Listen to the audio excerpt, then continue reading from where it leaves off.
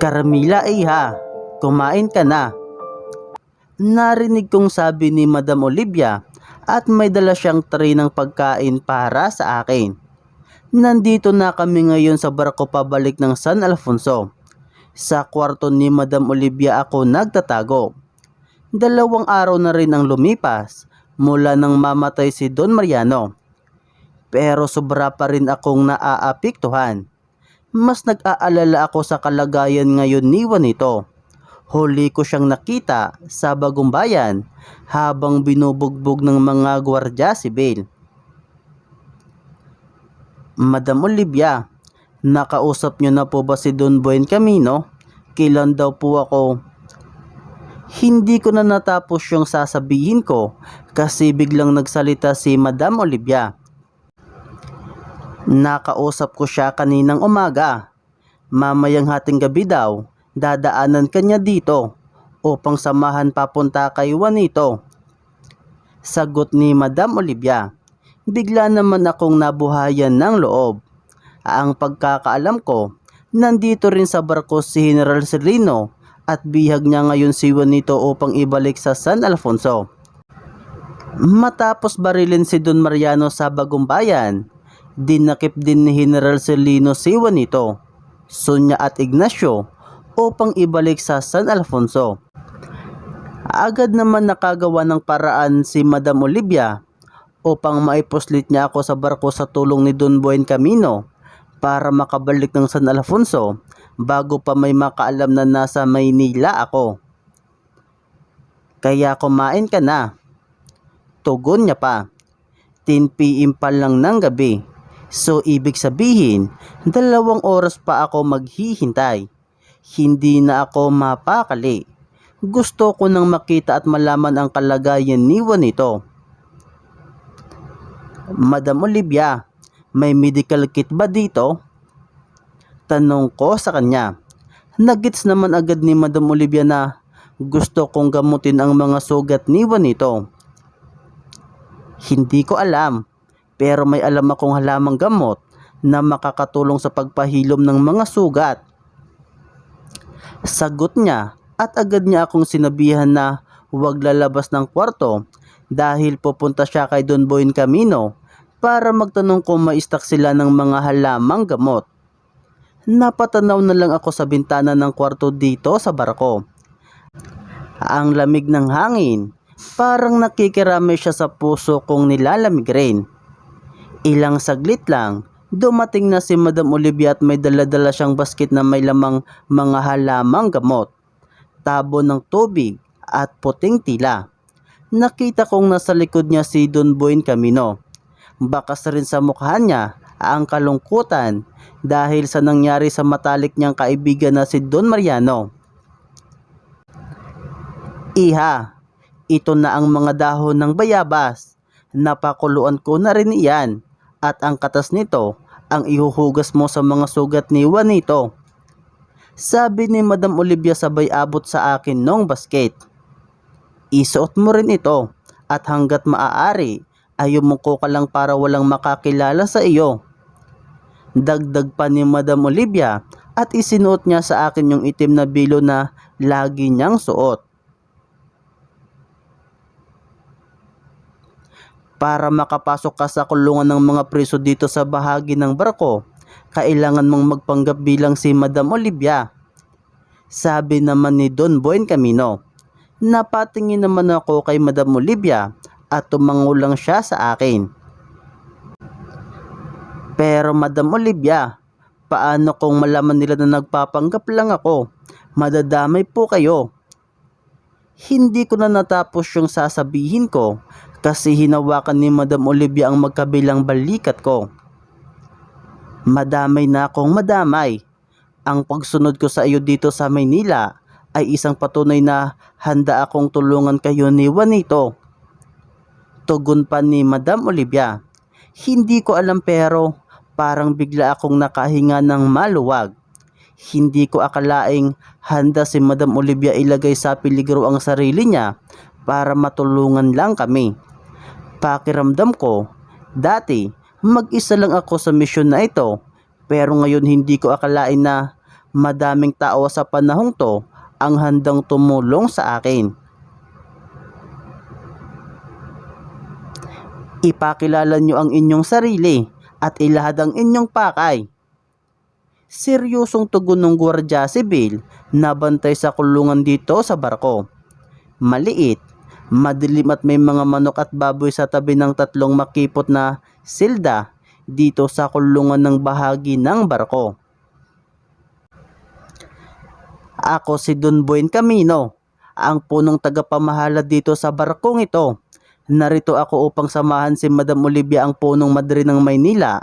Nais niyang gamutin si Ginoong Juanito Alfonso na nagkamit ng mga sugat at pilay. Sagot ni Don Buen Camino habang nakatingin ng diretso sa mga mata ng Gwardiya Sibil. Parang sinasabi niya na kasalanan ng mga Gwardiya Sibil kung bakit sugatan ngayon si Juanito. Napatingin naman sa akin mula ulo hanggang paa yung Gwardiya Sibil. Napahawak ako sa kamay ko na medyo nanginginig dahil sa kaba. Nakayuko ako ngayon at pilit tinatago ang mukha ko sa ilalim ng itim na bilo. Naramdaman kong humakbang papalapit sa akin yung Gwardiya Sibil at balak niyang tanggalin yung itim na bilo. Pero agad hinawakan ni Don Buen Camino ang kamay niya upang pigilan siya. Senyor, mawalang galang na po, ngunit hindi nyo po maaaring basta-basta hawakan ang punong madre, sabi ni Don Buen Camino. Padabog namang kumawala yung Gwardiya Sibil sa pagkakahawak ni Don Buen Camino at humakbang na paatras. Narealize niya siguro na hindi dapat basta-basta hinahawakan ang mga kababaihan sa panahong ito. 20 minuto lamang. Naiinis na tugon ng Gwardiya Sibil, sabay bukas ng pinto papasok doon sa mga silda. Nagbow naman si Don Buen Camino sa kanya bago napatingin sa akin. Madam Olivia, dito ko na lang po kayo hihintayin, sabi pa ni Don Buen Camino. Tumango naman ako pero nakayo ko pa din para hindi makita ng Gwardiya Sibil. Halatang nagdududa pa din sa akin yung Gwardiya Sibil, pero mukhang wala na siyang magagawa pa. Pagpasok ko sa loob, sumalubong na sa akin ang mabahong amoy ng mga dumi ng mga daga na nagkalat sa mga sulok. Gosh! Bigla naman akong naistatwa sa kinatatayuan ko. Ang daming daga. Maglalakad na lang sana ako paatras, kaso napansin ko ang dugo ang paa na nasa pinakadulong silda. Napahinga na lang ako ng malalim. Carmela, harapin mo ang takot mo sa mga daga para kay Juanito. Kailangan ng magamot sa lalong madaling panahon ang mga sugat ni Juanito at hindi ko siya iiwan dahil lang sa mga daga dito sa paligid na sobrang kinatatakutan ko. Napahinga na lang ako ng malalim at dahan-dahan akong naglakad papunta sa pinakadulong silda para hindi magpanik yung mga daga. Parang bigla namang humina yung mga tuhod ko nang makita ang kalagayan ni Juanito. Nakahandusay siya sa maduming sahig at may ilang dagang nagtatakbuhan sa bawat sulok. Punit-punit at puno din ng dugo ang katawan at damit niya. Napahawak na lang ako sa silda dahil pakiramdam ko anumang oras baka matumba ako dahil sa bigat ng nararamdaman ko ngayon. Hindi ko namalayan na unti-unting tumutulo ang mga luha ko. Hindi ko matanggap na biglang nagkaganito si Juanito. Dahan-dahan akong napaupo habang nakahawak pa din sa silda. Nakalak yung silda pero malaki naman yung pagitan ng mga rihas, kaya malulusot ko yung kamay ko sa pagitan ng rihas para maabot siya. Nang mga oras ding iyon, natutulog si Juanito. Hindi niya alintana ang maduming sahig at mga daga sa paligid niya. Hindi ko naman siya magawang gisingin dahil hindi ko alam ang sasabihin ko at kung paano ako magsisimula. Bukod pa doon, ayokong sirain ng pagtulog niya. Kahit papaano, hindi niya ngayon naiisip ang ama niya. 15 minuto! Narinig kong anunsyo ng Gwardiya Sibil mula sa labas. At dahil doon, nagising si Juanito. Dahan-dahan niyang minulat ang mga mata niya at agad siyang napatingin sa akin. Sandali kaming nagkatitigan. Parehong hindi alam kung paano uumpisahan ang usapan. Nagulat ako nang biglang umaliwalas ang mukha niya at napangiti ng kunti nang makita ako. Nananaginip ba ako? Panimula niya habang nakahandusay pa din sa sahig at nakatingin sa akin. Napailing naman ako at agad kong pinunasan ang mga luha ko. Kung gayon, tinugon ng Panginoon ang panalangin kong makita ka. Sabi pa niya. Tapos may luhang pumatak sa mga mata niya. Napatulala naman ako sa kanya. Hindi ko akalaing magiging dahilan ako ng pagngiti niya. Dahan-dahan naman siyang napabangon at napaupo. Kahit mahirap, kinaya niyang umupo at sumandal sa pader. Agad ko namang inabot ang braso niya na puno ng pasa at sugat. Manhid na ata ako. Hindi ko ramdam ang mga sugat sa aking katawan. Marahil masyado nang nagdurugo ang aking kalooban. Sabi pa niya. Dinampian ko ng katas ng dahon ng bayabas ang mga sugat sa braso niya. Pero hindi ko mapigilan ng kamay ko na nanginginig at ang mga luha ko na patuloy na bumubuhos. Nasasaktan akong makita na nasasaktan at puno ng sugat at pasa ngayon ang taong mahal ko. Nagulat naman ako nang bigla niyang hinawakan ang kamay ko. Hindi ba dapat ako ang umiiyak ngayon? Tanong niya habang nakatingin ng diretso sa mga mata ko. Napayo ko naman ako para hindi niya pa makita ang walang awat ng mga luhang namumuo sa mata ko. Patawad, wala akong nagawa. Hindi ko nagawang iligtas si Don Mariano. Sagot ko. Nagulat naman ako nang bigla niyang punasan ang mga luha ko gamit ang kamay niya. At dahil doon, napatigil ako sa pag-iyak at napatingin sa kanya. Wala kang kasalanan. Nagkataon lang na pinili ng aking ama na tanggapin ang hamon ng tadhana sa kanya. Tugon ni Juanito. Baka sa mga mata niya at sa boses niya, ang matinding pagdadalamhati sa masaklap na kapalaran na sinapit ng kanyang ama. Nakakalungkot lang isipin na hindi ko na magawang sabihin sa kanya sa huling pagkakataon na mahal ko siya at pinagmamalaki ko sa buong mundo na siya ang tatay ko. Sabi pa ni Juanito. May kunting ngiti sa kanyang labi pero hindi maitatago na labis siyang nagdaramdam at nagsisisi. Alam kong alam niya kahit hindi mo sabihin na minamahal at tinitangala mo siya. Sambit ko. Napapikit naman at napatango si Juanito bilang pagsang-ayon sa sinabi ko. Naramdaman ko namang hinawakan ni Juanito ng marahan ang kamay ko. Binibining Carmelita, naaalala mo ba na minsan kong sinabi sa iyo na imposibleng maglaho ang hilig ng isang tao sa isang bagay? Tugon pa niya. Napatango naman ako. Naaalala kong sinabi niya yun nung nasa library kami ng UST. Nagpalusot kasi ako na nawala yung hilig ko sa pagbabasa ng mga libro dahil ang totoo, hindi naman talaga ako mahilig magbasa. Ang totoo niyan, may malalim akong dahilan kung bakit ko nasabi ang mga iyon. Dagdag pa niya, habang nakatingin sa mga kamay namin na magkahawak ngayon. Nauunawaan ko kung ayaw mong sabihin sa akin. Hindi mo naman kailangang. Hindi ko na natapos yung sasabihin ko kasi bigla ulit siyang tumingin ng diretso sa mga mata ko. Gusto kong ibahagi sa iyo ang dahilan kung bakit hindi na ako gumuguhit o nagpipinta. Sabi pa niya. Napatulala naman ako sa kanya.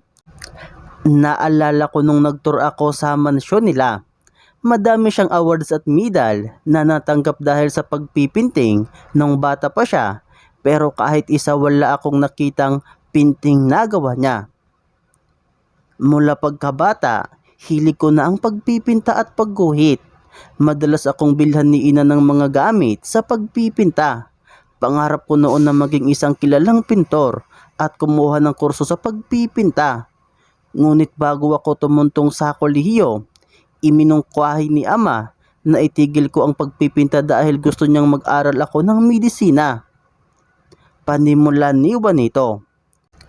Nakatitig lang ako sa kanya at inuunawa ang bawat salita na lumalabas sa bibig niya. Mula ng araw na iyon, hindi na ako nagpinta pa. Hindi naman niya ako pinilit na mag-aral ng medisina at hindi niya rin ako pinigilan magpinta. Ngunit alam ko sa sarili ko na kapag patuloy pa akong nagpinta, mahati ang aking prioridad sa hilig at pag-aaral kong kaya't mas pinili kong sundin si ama. Dahil alam kong hangad lamang niya ang pinakamabuting bagay para sa akin. Paliwanag niya pa at bigla siyang nahapayo ko. Hindi na niya siguro nakaya na ipakitang okay siya sa harapan ko. Lubos kong ginagalang at hinahangaan si ama. Mabuti siya sa lahat ng tao. Handa siyang tumulong sa ating mga kababayan, anumang oras at anumang araw. Kahit pa malalim na ang gabi at mahimbing na ang tulog niya, babangon pa rin siya kapag may taong kumakatok sa bahay at humihingi ng tulong sa kanya. Pantay-pantay rin ang suporta at pagmamahal na binigay niya sa aming magkakapatid. Malaki ang tiwala niya sa amin. At ang tanging pangarap niya lang sa buhay ay ang makatapos kami sa pag-aaral at magkaroon ng kanya-kanyang masayang pamilya at magpatuloy ang katiwasayan at pag-unlad ng bayan ng San Alfonso. Patuloy pa ni Juanito.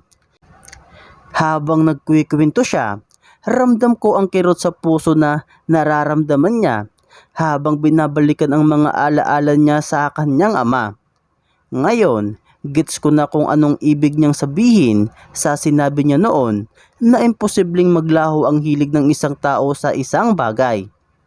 Totoo nga naman na imposibleng maglaho ang hilig niya sa pagpipinta, pero dahil sa labis na respeto at pagsunod niya sa kanyang ama, nagawa niyang itago ito sa ilalim ng kanyang puso. Katulad rin ito ng nararanasan niya ngayon. Alam kong imposibleng maglaho ang alaala niya kay Don Mariano. Ngunit dahil sa bilin ni Don Mariano sa kanya na siya na ang bahala sa kanilang pamilya at dapat na din niyang tanggapin na masayang tinanggap ng kanyang ama ang hatol sa kanyang kamatayan. Alam kong pipiliin pa din ni Juanito na sundin ang kanyang ama na hindi niya dapat dibdibin ang pagkamatay nito. Binibining Carmelita, alam kong wala na akong karapatang humiling sa iyo, ngunit nais kong malaman mo na basta't nasa tabi kita, alam kong patuloy na lalakas ang loob ko at mabubuhayan muli ng pag-asa. Tugon niya pa. At binigyan niya ako ng isang ngiti na nagpatunaw sa lahat ng problemang dinadala ng puso't isipan ko. Napangiti naman ako at ipinatong ko pa yung isa kong kamay sa kamay namin na kanina pa magka-holding hands.